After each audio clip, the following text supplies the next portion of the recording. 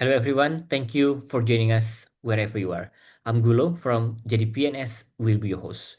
This talk show is a collaboration between JDPNS and the Global Landscapes Forum. Now we are with Aayou Mirah from Bendega Alam Lestari Foundation from Indonesia. Thank you so much Aayou for joining us and we are really excited to have you here. Hello, hello from everyone. And my name is Gusti Rismayanti. Everyone call me Ayu. I'm a marine conservation from Bali, and I work with the NGO Bendega Alam Lestari, focusing on community based on ocean restoration. Thank you so much, Ayu. And you grew up in Bali, a place where the world calls paradise. But when did you first realize that the paradise beneath the waves was truly in trouble? Okay. You asked about the moment when I realized that the paradise beneath the ocean was actually in trouble. I grew up in Bali, where the ocean is always described as a paradise on a wonderland. But when I started diving and doing marine research, I began to see something different. In some place, the water still looked like a beautiful, but the ecosystem underneath were struggling, very struggling, mostly a seagrass, but were a damage and the number of fish was a degradation. And then was the moment I realized that a paradise is not something permanent. If we don't care of it, we can slowly lose it. Mhm. And we always hear about saving the coral reefs or the turtles. But when we listen to the word seagrass, seagrass is a little bit something from ocean is not really common to protect. So the question is, why should someone who has never seen a seagrass has to care about that today? Okay. You mentioned that people of the talk about saving coral reef or sea turtle, but really about seagrass.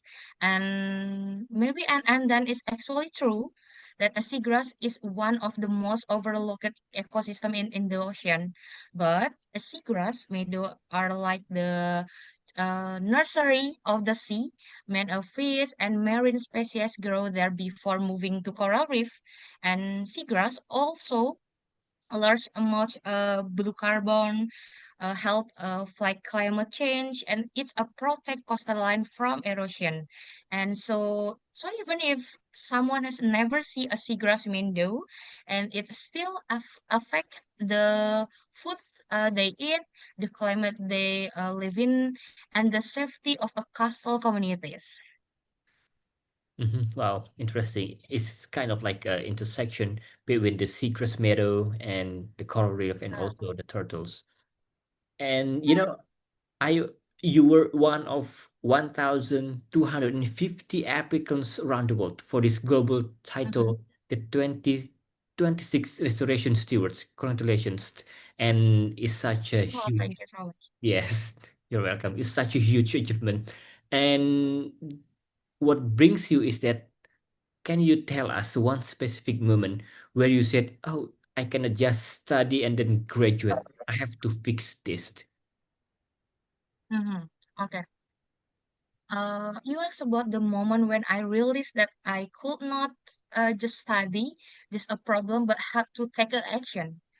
Uh, because during my field research, I saw many degrees seagrass area that used to support local fisheries. And then sometimes, I mean fisheries, we care about protecting the ocean, but didn't have access to restoration knowledge or tools. And then that experience made me realize that research alone is not enough.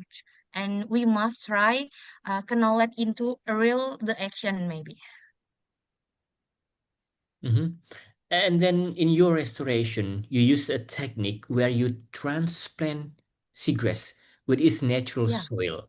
So, in simple words, Ayu, why is this working when so many other restoration projects fail?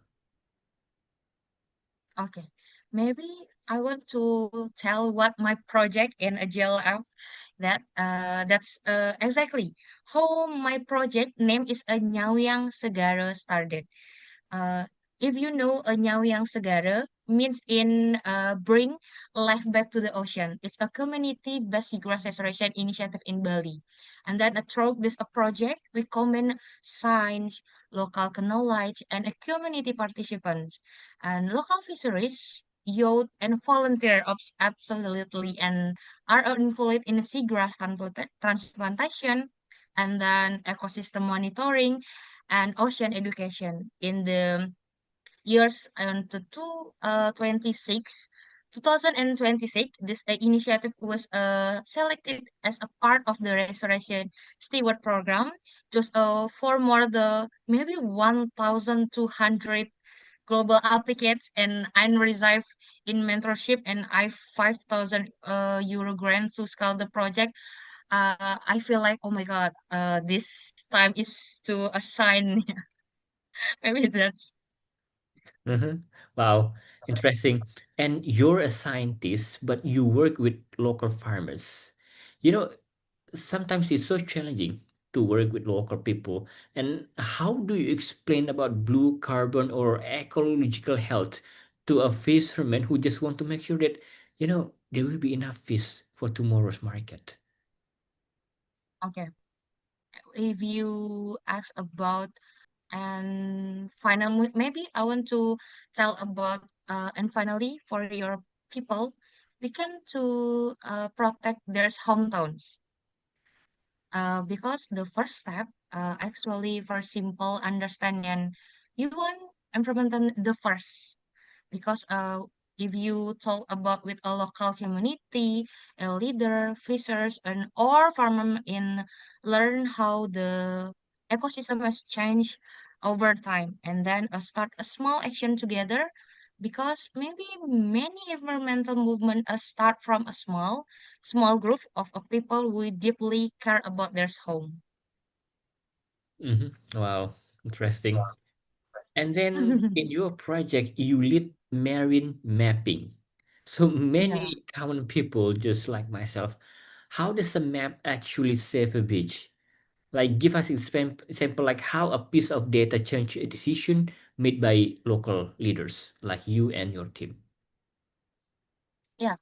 If you also mention a marine mapping and ask how a map can actually save a beach, first a map help us turn environmental change into clear evidence.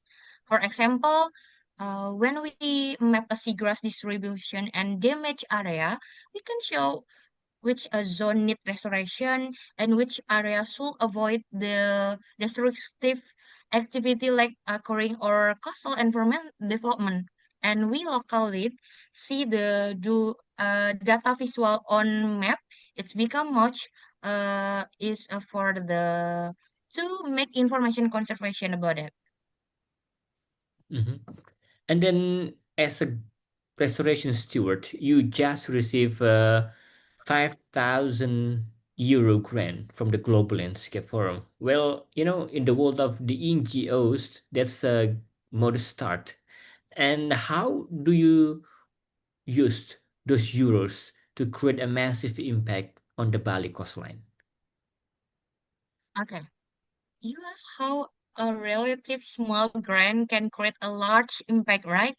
At the global level, it may sound small, but at the community level, it can create a meaningful change. Because throughout in my program is Yaoyang Sagara, the funding support a say grass restoration activity, training for youth and fishermen, and community awareness program. But the most important impact is building local stewardship. So the community continue protecting the ecosystem long after the project end. Maybe that's how the realism small grant about it.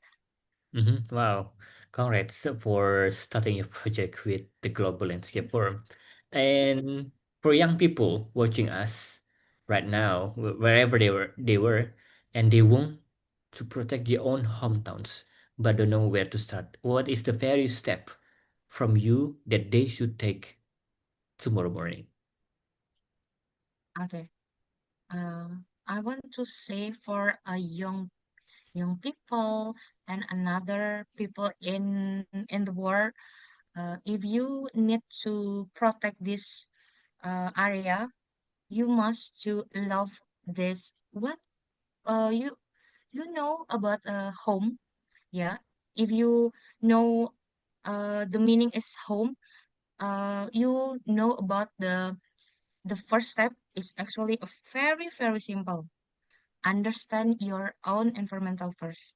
But if you know about what talking local community and the start small action together, uh, believe me, if you main environmental movement start from a small group of people who deeply care about their home. Maybe this a little bit uh, for a young people and another people in the world. All right, amazing. This is such a pleasure. Thank you so much, Ayu, for sharing your inspiring story. Okay, thank you so much for your amaze my interesting program. Thank you. Thank you.